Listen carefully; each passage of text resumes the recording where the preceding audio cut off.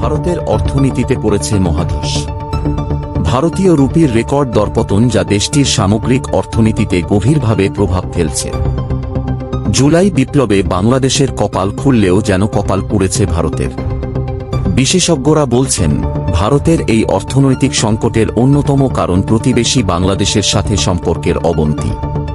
তাহলে কি জুলাই বিপ্লবের পরই বাংলাদেশের বিরুদ্ধে ভারতের নেয়া সিদ্ধান্তেরই খেসারত দিতে হচ্ছে মোদিকে?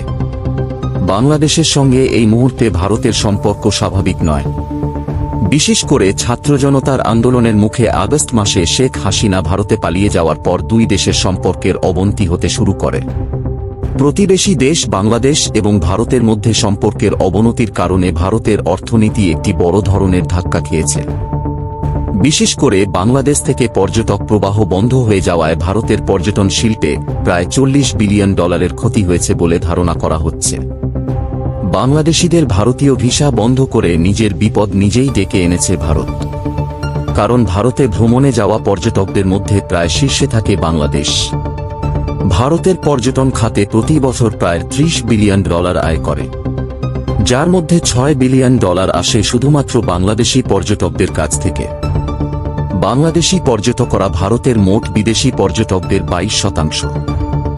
আর ভিসা ফি থেকেও ভারতের আয় হতো প্রায় $300 কোটি। কিন্তু সে আয় এখন একেবারেই শূন্য।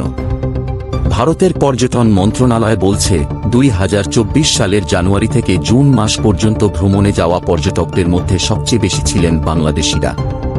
6 মাসে প্রায় 47,80,000 পর্যটক ভারত ভ্রমণ করেছেন। এ সংখ্যা গত বছরের একই সময়ের তুলনায় 91% বেশি। তবে তা 2019 সালের একই সময়ের তুলনায় 98% কম। বৈষম্য বিরোধী ছাত্র জনতার 5 আগস্টের গণঅভ্যুত্থান ও আওয়ামী লীগ সরকারের পতনের প্রেক্ষিতে সাময়িক ভিসা প্রদান বন্ধ করার সিদ্ধান্ত নেয় ভারত সরকার। তার প্রভাব পড়ে স্বাস্থ্য খাতেও।